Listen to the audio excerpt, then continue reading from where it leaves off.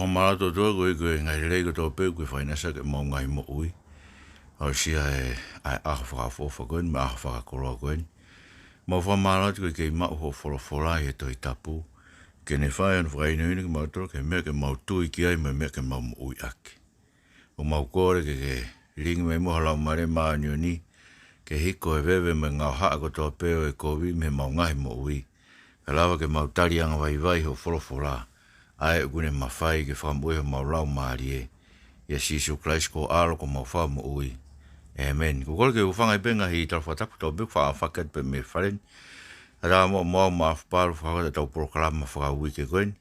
Koe whainu hino e bek tau tau me wholawhola. Ai mea ke tau tui ki ai. Mo mea ke tau mo ui aki. Pea utau hokat pene tau taranoa i he tohi a Lute. Ka umen ke whai Ka ki mua ai ko whampeke te whakakat be ai tuake tau wako. Ko ia bea whakoni koe ke Craft Bible College. A bea ko ku lere pe online i he interneti. Pea koe ako koe ni koe ako be ke tohi tapu at atabe. Ai koe ngahi kongkongalanahi be tohi tapu. Koe temi koe ni ko manaka mata a taua Februari. Moni te a taua Februari. Te tau wako ai ki he tohi ai ngai tohe kau palofita ki mua, kau palofita ki mui, tau sio ke nau ngai whekau, me tūngana nau iai, ke tau wako me ai ke tau moi. Pau lama ke whakaloloto mui whakalau maari e, ko hiko ko hako whakata mai pēnia, ka kono whakahino hino e wholofola, ai mea kou tau ke tau tui ke pe tau moi aki. Pea koe ukamata e temi uraki e tau ni, i he aho monit a tahaua Februari, taimi ono, e fiafi go a sene ai go taimi valu e fiafi e hen fai be zoom fidu tak me pege deu i he maafu.paalau@gmail.com ai go maafu.palu@gmail.com go email ia fidu tak me ge ngai fai ki o e tawako ai o temi e fa e ako he tauni go e ako en gi he diploma in biblical studies ia whahoko pia online ki lau peke kau maha taha me whinga tapa peo maa mani ki ai. Kage, ka koe tawa o mani ke tohi a Lute wahe whaa. Pea koe tau whehu i kou whai mau peke wholawhola pe he. Koe haa ngai mea o kua kone kina ki tau tolu me ai e otua i he wholawhola koe. Mena tau wakai tau proklama ko o si. Koe tohi a Lute koe tohi o si masiva. Koe kumi mo ui a si masiva. Pe kono mo ni whawhekau aki tonu e mo ke tau tolu i tongani, ko uhi ko si tau masiva, pe au tau kumi mo ui, pe au hanga tau whahingoa e paanga, ko mo ui ia. Pe umaina ke tau koe tahe parparema tau whekuki mo ia, i hanga tau mo ui koe ki tau tolu tonga, koe tau otua ake paanga. Ko hinga otua ake paanga, he kua hoko paanga ia, koe mea mau inga tahaia, pe tau kua oki he lotu, mau ni he lotu, koe mea fua o he lotu ia koe misnare. Ego tano bago ne we siriana ko fua age ne moi falau mari e ka kai o siasi ai lahi e nau lipa anga ke se ke to ma ulalo au bit ai ngai falau mari e i hono fua age ke fua age ko fua lau mari e tano ge e kare te vai ni mako ofa ko merino ko anga kata ko anga moko anga falala ko anga fama uma ko anga ton o koe ke ugira koe mea fua aki ai mo ui whalotu e kakai. Fua aki mea mo ui whalotu e koe ku talanoa ni ki hanga koe ai talanoa koe kau whaiwhia kau ki he koe talanoa bena vesi. Nei alat pia mea ki sias koe pia kilu e nau misnare. Koe pia nei alat mea ki sias koe pia na nau tolahi kakai na nau hanga whakafoki mai me maamonga he ku alu e kakai wisire na ke maamonga hauri tau nofta tolo pore e tau ai misinare. Mena rei peke ai pāngai ke whai ngai sia sika ko uhinga i tānoa ke whaunga koe o ku whai a ke he kua ue ai ku mahino e tau otua ke paanga. Puka seke mahino e tau otua ke paanga lau miliona penga hi misnare ia mo mea ka uka pe tuku e whenga paanga ia koe ni ai sia si.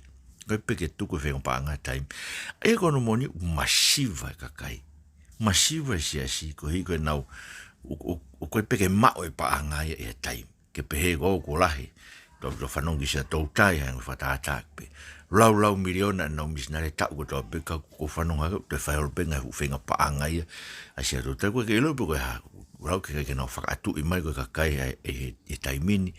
o si tu e ngahi family a he taimi koe ni o whakaukau ai totongi ako me nau wako mo te mi ako mo ke ki tuku atu ai paanga ke ore ke osi ngai me whakaako e tamai ki kai toki ai ko se ke tau o tua ke paanga o fu mau inga paanga e ba ke tau ngau ko to be o ke ngai whakalot o whakafuo ma o be tau me ko to be tau to ke ma me paanga ko be ko parapare malahi e tau no foi tau ngani mo lau ki tau koe tonga koe kai lotu ki tau ngā akpe tau lotu koe founga ke mawa ke paanga ko hinga utanoa ki ai he koe tohi koe no lute koe talanoa ia o e kumi mo ui asi masiva ka muse ke masiva koe masiva koe tau tanoa ke ko neo mai mo lute na foka neo mai me tuku uta koe moa bera tau tanoa ke vahe uruaki ko maha na ne hanga o tala o tua ne hanga whamaha ia Wa o mani ke vahe wha.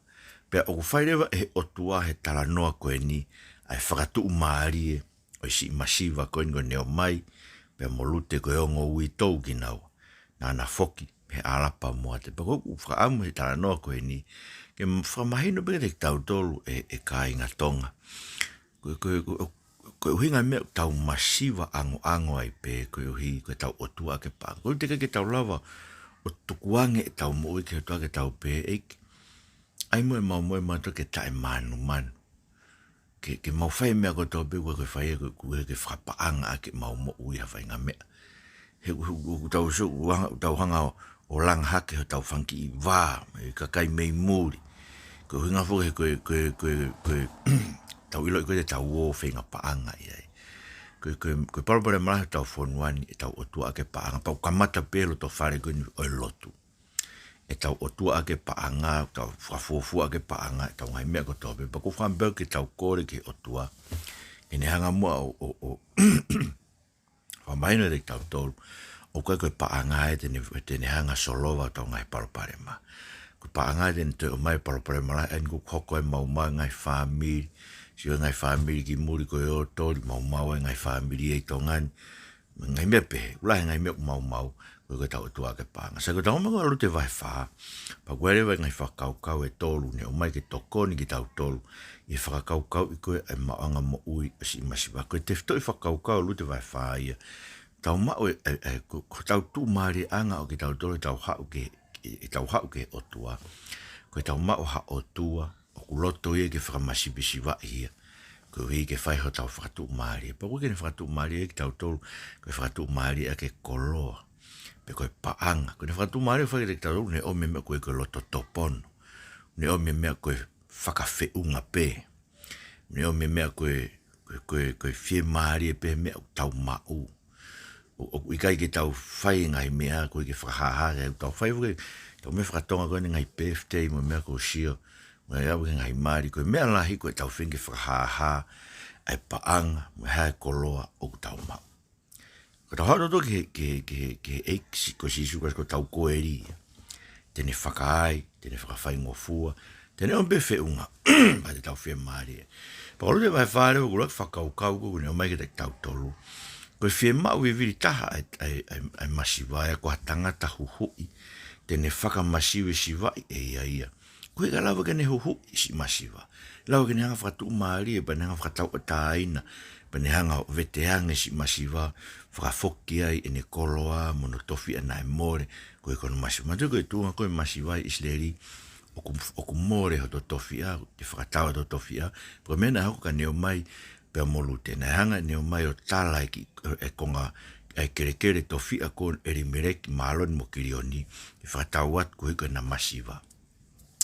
Ko so kana si na feinga ya ko ke ma ha me ke fra na masiva anga pe fe ma le va tanga ta hu i ha Koeli ko fi fra le ya ko Koeli ko tanga ta hu fe ma he masiva ya ha tanga ta hu ne ku ne fi Fakamasivesiva'i ia ko ke ne lava ke fai hono fa tu mari o si masiva e mo me ko ke tata kakau kakai no ko kina femana to ke Fakamasivesiva'i na to te ta hokta to ko ka venga ka kina to ko me ko hokko i muri ko mo to asang pe mo fana ku lau te bola kakai muri ko me ko ta kai o te mo ai ke popula me ka kai ka tau to pe kai na ha na fi ha O atu hanau ki se niti, koe me e mo mau. O te mo lau, o te mo itaka nau tolu pe, te mo pe he pe whenga lau e, koe pe to kua ko tō tu mai puko, na ke o shau i mo, te hau en. Koe mea mahu inga pito ke oe, ke mahino pe, ke tau taina pe, fulau e pe, tau aia me pe kai, tu pe kakai ke nau tau taina. Kako en. O kwe masi masiwa tangata huhui, tene whakamasiwesiva'i ia, kai lawa ke ne huhui, ai tofi au si masiwa, pe lawa ke ne whakatu maari mo whakaai, ai masiwaanga si masiwa. Whanongo loa pe vesuraki ki e hiwa. Pe ko aruhake a poasi ki he matani kolo, o ne nofo ai. Pe ilo ange na lakange ai Koeli, na lau ki ai e poasi, pe ne pe e mea, afe mai o nofo heni, pe ne afe mai o nofo. Pe ne whiri hatu ngā tangata e toko hongo fulu e mātua ai kolo o ne pehe. Mo nofo he, pe nau nofo. Pe ne pehe ki e Koeli, ko ne o mai ko foki me tuku uta moa pe, ku ne tala whakatau ai ko ngā wāo ko e tofi aho takainga ko eri mereki. Pe au pehe ki o whanawhana ki te koe o pehe, whakatau ia i au o e nofoni, iyo i he au o e mātua aho kakai. Ka pau ku ke loto ke huhui, pe i huhui. Ka pau he i kai te ke huhui, pe tala mai ke u ilo, he tala e hei uto e ai ha taha ke huhui, ko koe pe, pe au hoko moao. Pe ane pehe, te huhui pe, pe pehange e poasi. Koe aho ku ke whakataua e ko ngā wāo mea neo mai, te ke whakataua i a Lute moa pe foki. Pe pehe e he Koeli, he kai te urawa ke huhui, mo oku, nā ko mau i a tofi au oku. Mau pe koe ho kulakanga Koeli, he kai te urawa ke Koeli au, rola tonu tau eiki, whawhetai pe ki hotua. Msike mea mahu inga, na awe e poasi mea si masiwa ke whakamauanga whakakoloko e anga e tangata Koeli. O kune awe ne whakapapau i ke whakapapau i ai whatongia, ai he koe tunga koe whakatu maari e si masiwa. He tunga koe no neo mai pia mo Lute koe whatongia whakakoeli. Pia tokanga rewa e tangata huhu i ke whakapapau e mau e whatongia koe a koe ke si whakatu maari pe koe pe koe taha koe wofi mai. Koe ke whaihono whakatu maari e pia mono whakaisi ngai masiwa, a ngai masiwa. Tō whawhetai ua o tua pe tokanga ke tau ngai mea. Mo wilo kune tokanga e tau masiwa. Tāno apostoloko Paula ki he Filipai vai whaves tahaiwa, ko tau o tua tene whakaai, tau ngai mea ko tō peo whatatau ki he koloa kune mau e karaisi. Tāna mai he pelu vai tātolu vesnima, ke tai manu ho mō ngai mea, koe uhi, hei kai te mo iri aki mo tolu, uma haaku mahui me te mo tolu. Tāna mai rakti mo te wahe o no, koe mea whakakoloa e lotu mo oni, o ka au mo e loto topono. Tau whiwhia tau mao ha o tua tokanga ke tau ngai mea. Tāna koe whanonga koe isleri e toa whana, o launga koe ke kai mea kai, pongpong mo e whiawhi, tokanga e o tua kei pane whorofora, te watu e mamana pongpongi, te watu e Koeli he whiawhi. Pungu mea koe mea tau loto e eiki, pa tau kore, mau mea kai ke anai. Koe uhi he tau whalala koe o tua tene toko naki e tau ngai mea. Au pehe si awe e poa se mea si masiwa ke whakamau anga e kolo. Koe matani kolo fo, koe whetu e na whakok koe whakamau anga e kolo. E se ke tuunga poa se nau nofo ne lava o me Koeli koe na pehe kuofi ange. O me kau tangata hongo fulu kau matu ai kolo. Ai koe whaunga ni koe na nau hanga whakapapau ia i whatongia whakakoeli. Koe whaunga whakapure anga heni. Kau pehe koe whaunga whakapure anga. Na hanga whapapau ia ki ai mea whakakoeli. Kai ke ngata aiga mo sio ki hanga rewa e poasio whakamatala ai tūkunga koe mo fie mau ke whai whatongia whakakoeli. Koe hui koe whatongia o tangata hui, koe mea tene hanga si whakafoki, pia whakaai, ai masiwa anga si masiwa. Ne taranga e whoki ane o maipa, kune tala whakatau e konga wāo, koe tofi ai o erimereki, pia mo maloni mo kirioni, pia koe koe whatongire vai huhui, kune tala whakatau, e lawa ke whakatau i hatahape, koe hui kene mau e ai kere, ka koe hau e Koeli, kene whakatau pe ia o ne te ofa aki mai. Se koe whakaukau, kene whakatau ai kere mo e tofia ko erimereki, koe hui kene hanga toi whakafoki pe ia, pe whakamo ui e hingoa koe erimereki mo maloni mo kirioni, e kere koe na amore ho nau hingoa, me ho nau tofia koe tuu he kere, o e whanua o e otua.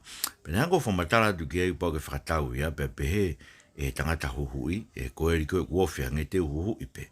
Pe o te pehango e poasi kei te ke whakatau e mo Lute moa pe foki, Pehe Koeli ka tene hui. Ai kono uinga he une pehe he mau hono tofia ona. Kone ui koe ke, ai koe mena ne ongo i, ka ia tama e whanau i ke te mo Lute.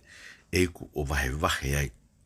E toi vahe mohono tofia ona. So koe ke loto ia ke Fakamasivesiva'i.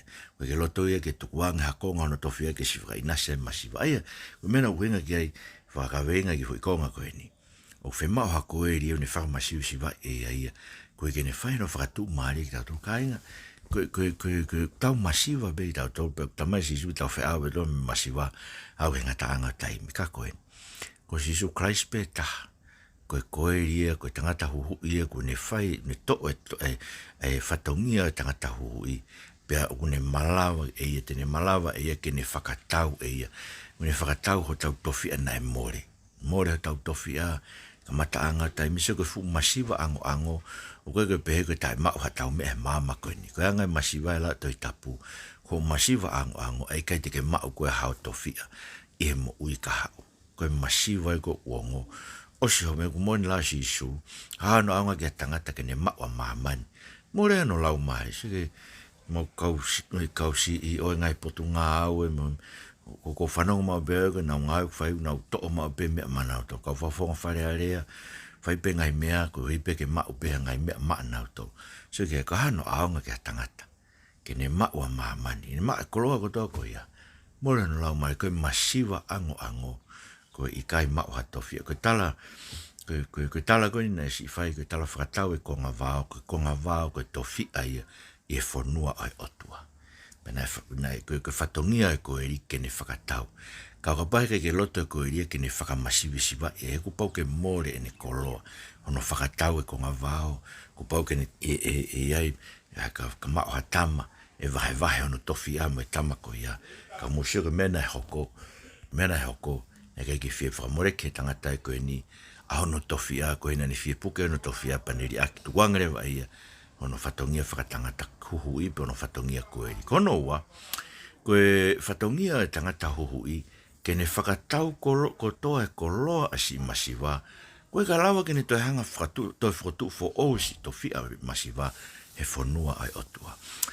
Koe tānoan koe ves fitu ke tahaua whanong ka rawa tupe, Lute vai whaa. Pea koe hanga mua isleri e ni e whai Koeli mo e whetongi mea, ke whakapapau e mea kotoa pena e to'o e tangata hono sū o ange ki e taha. Pea koe whakamoonia isleri koia, nai pehe e Koeli ki a poas, whakatau ia mo ou o ne to'o hono sū. Pea pehe e poas ke mātua, pe ke kakai kotoa, koe kau whakamooni mo tolo he ahoni, ko whakatau e mea kotoa e rimereki, me mea kotoa kirioni mo maroni, mea neo mai. Pea ko Lute foko whiwhine mo api, koe waifi o maloni ko whakatau ia mo oku unoho, ke whakamoo i hingoa o pekia i hono tofi a, ke oa na amore ai hingoa o pekia, me he lau o hono kāinga, pe me he matani kolo o hono feitu u, koe kau whakamooni ki mo tolo e ahoni, koe pehe he kakai kotoa na i he matani kolo, pe mo tunga mātua, koe whakamooni ki mautoro, tāanga mo e ki ke hoko e whiwhine ko huki o whare, ke hange ko re sieri, pe hange ko ria, ai ango mea na analanga e whare o isleri, pea ke kaua koi e wharata, mo i Peteri Hema, pea ke hoko ho whare, ke hange ko e whare o wheresi, ai e nai whaere e tema ke siuta, i a hako e atu ke te koe si hova, i e tahineni, ko frofora tonu tau e ki, whawheta i beke o tua. Aia, musa ke mea nai hoko, koe hiko kai ke whi whai he tangata koe na e Koeli o whitana. Tau lau ke tau proklama Koeli, whamatala koe ri vitiko wahe wanima koe Koeli, ko hato toko ua. Pakapau koe hato toko ua, koe toko ua e te tamai. Pakapau koe mate toko e te tamai, koe foha e toko ua e te tamai. Koe e nai hao whai Koeli. Pakapau rewa e toki i kai u tuunga koe ia. Pau ne koe ke hafoha e toko e te tamai, pea koto kai ngā ofi. Ai ang maino pe koe Koeli koe na e ofi, mata ko hafoha ia toko ua eri mereki. Mena kai kene whiwhai e whatongia e tangata huhui. Ka pauru ke to'o hono sū. Pamatara kia ti talonom wahe ua nima, o kui ka kai pehe koe tangata na e to'o hono sū. Ko heu koe ke nau whiwhai e whatongia whaka Koeli, tutuni koe Koeli koe kene whai mari whakariwai. Koe mari whakariwai fukeni, aina whai e neo mai mo poasi. Koe hui koe whatongia Koeli o poasi, pau kene to'o ai mo waifi, o tangata koe kua pekia, waifisi pekia, koe hiki whakamo ui ai hingoa o tangata kua pekia, ai ko elimereki ia mo malon mo kirioni, ki te whakamo ui honau hingoa me ulau ki ai, i honau tofia, ki ui ke ewa more, ai hingoa e kau pekia me lau hono kāinga. Musike, mea mahu inga o pito e whatongia koe ni fotu, koe whatongia ia kusike, angena rau ane nai, koe masiwa viviri tahai kai kia hao tofia, i e pure anga o e otua. Mau kua maamani ka more o lau mahari e. Ka kumosio koe whatongia koe o Koeli, o pau ke ne whakatau ko toa e ia, ai koloa ai si masiva. Ko hika ne lawa ke toi fotu fo, e kiso ke ngāwe ko ne whai, ne toa ai mo ona, mo no unoho, a Lute, mea ku whai koe poasi. Ne whakatau e ke whakamo ui hingoa e pekia i ono tofi a, ko hike ua e more. Ulau mo nu rewa si kau matua koe ne matani kolo, ko hika si fefine koe ni kua hu, ke whare o poasi. No anga tano tala monu gai, ke ne hoko hange ko re sieri moria, ai ongo mea koe na analanga ai whare o isleri, pea ke kaukaua i e whalata mo ngongoa i Peteri Hema, pea hoko no whare o hange koe whare o wheresi. Ai, nau ilo koe whare o wheresi, e koe haku fokia koe o tema, pea mo siuta, koe whare a koe siuta, ai ni koe hoko me mea atu i koko tevita. Kaike, koe mea mahu inga he ni ke mo whatongai, ai pau ke whakatau ko toa e koloa asi masiva, e tangata huhui. Koe ka lawa ke ne toi hanga whakatu maari a ke koloa ko toa ko ia asi masiva a ke ne ofa a ki mai ki si masiva. Tau whemai tau tau kau masiva tape. Hata hate ne lava o ke ne to e tau koloa maana pe. Kau ne to e tau koloa koe ke ne hanga whakatu maari a tau whakantoto ke mao ka tangata pe. O koe whake maa tangata pe hei maaman.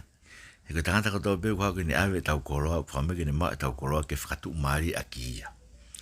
Kono uhinga ko hoko ngai me ko kono nga fainga tai tau no ko mamare ko soma be ko tau ko tonga ko kai na kumi nga fenga mare pe alba tama nga we pe mata make ko ne sho bena de ala ma nga we tam ko ni nga we ke finga ia e ke ne ma fu nga ko ke ne to o ia nga we ko ia maana ko hi ke kai hala to ta hai ko ai ko na hana ki nga se tau fainga na tula whakatonga ko ke tau lau tau to ke tau fia ke whakatu maari hata. Se o ko meu tau whawheta ia tau mai tau tangata huhu i pehe i e eiko si Isu Kraisi. O hau e fia ia ke ne to koto e tau koloa koe na e more. Ai koe na tua ke whakatau atu.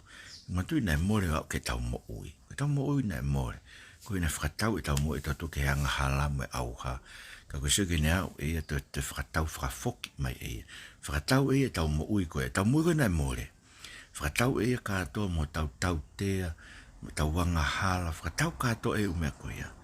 Pai hako rewa ngai mea koe tau tolu koe tau tea, mo tau wanga hala, koe mea ia a ana. Pea toho tau tea kia te. Koe uhika ni lawa ofa ki mai kia tau tolu, ai mo ui tai ngata. Koe koloa ia ki tau tolu, tau whanonga e mama koe. Ka inga mo mea koe mea mahu inga taha ia koe tau mo ui, ai mao e mo ui tai ngata. Ton ki tau whakaukau i mao pia mamani, e mama o hevani. He koe, ka pati ke mao te ke whakaukau. Ko me mao inga tahe mo i tai ngata. E hanga whewhere vai ho whakaukau i ho paanga, sio? E kai te ke hanga whakaukau ko ilo, e kai te ke alo koe mo paanga i ho mate. Te ke hanga ko whakaukau i paanga o mātunga me koe, ke sio ke ngai whe mao ki whamiri, ke whakaai, me ke mokai, me ke mowinu. Pe osko ia, e arewa konga o paanga ke ofa ke kau masiva, e koe mea ko whainune toi tapu e te tau tolu. Mai Paulo e o te sononareka vai tolu ka pau koe ke ngāu e take o tene kai, sio? Mau ingareu koe tau ngāu e ke whawhanga tau ngai whamiri, whakahai tau ngai whemau tau ngai whamiri ke uruaki. Os, pakarewa hatoe ngai, ofa aki ke masiva. Tau mea whiso vai whahawe sua valu, ke oe ke kaiha he kaiha aka ke ngai mahalo, ke hame ke ne ofa aki ke masiva. He kumosio, koe kakai kuna utuko na uloto ke mao ngai koloa e mama ko ni tamai Paulo e sonai i rakti mote vai ono tau la e na moena to ngai mamahi lai pe tau la e na moena to ke tu tamaki o heri mo se ko uhinga e tau e mo ke tau tol ke tau fai e me se ko tau whakaukau i koe e tau koloa me mama i tani te whakau i pe ke tau heke ki taonga to wha koloa mak tato e mama koe tau ilo. E gano aonga ona ke tek tauto. Ko whakao si rewa. Ko e whakaino hino ko pahe wha Lute ke tek tauto pēni. Ko e whakakakato ko e whatongia tangata huhu i. O ku hoko ia. Ko e tupu anga hu whakamo ui o lau i kuonga. Mai ka kai ai o to whema hoka tangata huhu i. Ne Fakamasivesiva'i e ia. Ko e uika ne lawa whakatau kotoa e tau. He masiva he ne whakatau kotoa. Ai tau koloa koe ka ne toi ofa aki mai. Sio? Ko whema toha ka tangata huhu i pehe. Ka koe taimi koe ne whakaaia i hono whatongia Koeli. Hoko le vai koe tupu anga hu whakamo ui o lau i kuonga. Pewe stato lui e ke he uaua Lute vai wha. Whanonga o lauat. Pea maria po asi mo Lute o nano nofo. Pea ne alu ke te e pe tuku he igi ke ne wheitama o ne whaere iha tama tangata. Pea nai pe e kau whewhine ki ane o mai malo mo e eiki. Hei kai tene tuku koe a honi tae Koeli. Pea ofa ke o ngoa hono hingoa isleri. Pea tene hoko koe whakaato o ho mo ui. Pea te ke kau wola kia i ho a u.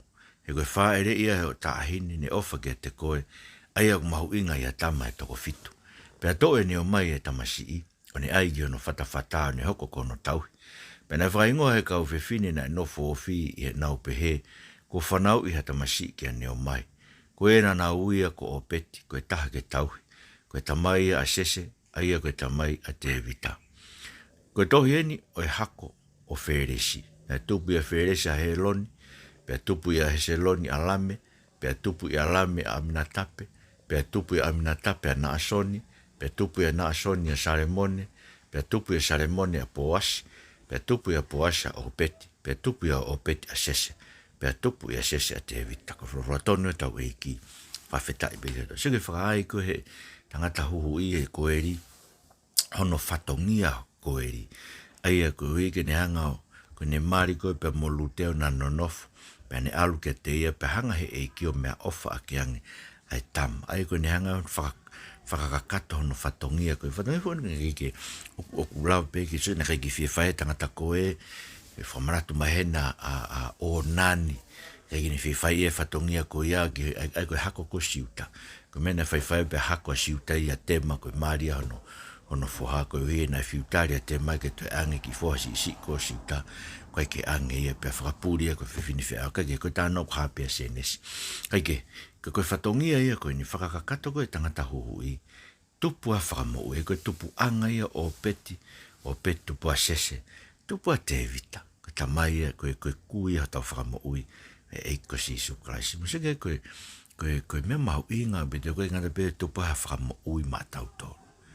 Koe whakamo ui lau i kuonga ia. O tupu he eiko si Isu Kraisi. Koe me ene to'o e ia. Ai whatongia o tau koe. Ka inga koe whakamo ui lau i kuonga. Koe mea tau whi mau. He koe whangi mea koe nuk tau. O tau wat ki muri o mai me fupanga o spe ia. Tau o kākā whitu mai fupanga o spe. O ku osi pe pa angai. Koe ka mea koe ke lawe pa angai tu o lau i kuonga. O ku whai kapakau mantui. Tano ke palo vepi. Whai kapakau i. Tano mai paulo koe koto tae mauna. Wholohola si Isu koe koloa kākā. Koe ka koloa mooni. Koe koloa mooni koe mea tolonga. Koe koloa kākā hape mo puli. Eia ka pau te tau otua ke paanga, koe mea tau tūri holo kia, koe koto tae mau, koe koloa kune kākā i ki tau tolu, koe hangeha manu whai kapakau. Kau siu tau whema to ta whakamo ui o tu mau pe. Tau whema to ta matawai o ta whema pe. Koe ka hata ahok tau masivai, po ne lava e whatopono pe tau whema au, ne o mai peke te tau toi whemaari e pe kuk tau mau. Tau no pe to whalala ke o tua, koe ki tau kore, koe mea lai. Kakai nau kore hol, kore atu ki he, nofo kore ki he kai mei mori, ko hoko pe kakai ke mea whahe siasi, ai kore. O to whinga paanga he, ko mea peu nau siok whai he siasi. Ka mo siok mea tau tolu ia, tau ilo to toko ka whaka mo ui tu uloa, e eiko si Isu Kraisi, tara mai, koe whukoloa koe kuia karaisi, ku whakahai aki e otua, ho tau ngahi masiwanga. Kainga ku whambeo ki tau whalala kia. Ko tau tangata huhu i ko Kraisi. Tene whakahai ho tau ngahi masiwanga ko tau. O te ke whakakaukau koe ke hanga si Isua i lo i ngai mea whakapaanga mo ngahi masiwanga whakapaanga. Oua, Kore ke ngai masiwanga whapaanga. He koe une pure ia mamani putoa pe. Koe une pure ki ho ngāwe, koe une pure ki ho sino, ke mo irerei ki whai ngāwe. Koe une ato e poto, koe une whakaawa e matapai ngai whainga maari e mo ilo. Whalala ki o tau o tua, e tene whakaai e ngat aho tau ngai masiwanga. Koe tala noa Lute vai wha. Tau whema e tau toria, tangata huhui, e Fakamasivesiva'i e ia. Koe ka ne whakatau kotoa e koloa e si masiwa he masiwa i ai. Ka ne hanga o whakakoloa a ki tau tolo. Pei e ne whakakoloa ki tau tolo. O ku ne hoko e ko hatau whakamo ui. Lau i konga e tamai mo whamaro. E koe whatongi e kwhai si Isu Christ ma mau tolo ai nei to e poasi. E tala noha Lute mo Naomi. Whawhetai. O koe si Isu ke whukoloa kia te koe. E whakaai a ka mau ngai masiwa a ngā. Ta tau ai pepe koe haa. E ta whakte mau masiwa. Mai ki ririwanga mai moiho mau kakai. Tamatu i e na tu pō ono. Ka mai taini kuinini na spau me whare o tu pō. Ta tala me te kina tole whalala paanga. E pare e mia. Pe mwene kapineti me kau take pure anga. To o me te kina tole whalala ngai pure anga hau. Ta e loto anko sia ina. Ngai pure anga pehe. Ko hito kua he ulahe paanga ngai wheitu pehe. Anke nau whalala kia te koe mau ki whonua. Koe pe te whakae mau ngai masiwanga. Pa mosi ngai whaabiri e whonuani. To o mua e o tō mawhi o tua ake paanga e fuai tori koe ni. Tā mua pe a holoke. Ko he une lahe ne mau i o mau ngai whaabiri. O mau ngai kupu keke. Kai mai ke mau whalala ka kato ke te koe. Ko koe pe te ke whai hono whakaai mono whakawhai ngofua e mau ngai mea. Yes, Isu Christ ko mau whamo ui. Amen. Kainga. Ko malora he bitu kia Katarina tohi me whareni. Whawhenga maari e proklamani. Koe whamrat pe tau ori te whawhamiri, pong mai whiaf, pe koe pong pe koe whiaf. Tā nak mai ki whanau, pe koe makapuna, lau e tohi tapu, lau hawahe e taha, hoko pe hea tohi. Mō whalaoloto kia, pa mō lotu ai. Koe ke tau he tau ori te whawhamiri, pe ke lau hawahe wha e tohi tapu e ako toha pe, ke ose tohi tapu ho lau ke ilo ho tau o tua koe tau tala noa ki ai. Malawi tō mea ko o wharaheta te ngotoro ko toha pe, tāng ke mō mau ha. Aurelei, tala monuat ke si whanau, teo ke whoki ako, ngai weekend ka hoko mai, ko wharaheta te ngotoro ko toha pe, malawi tō mō mea mai, mō mea atua whātu.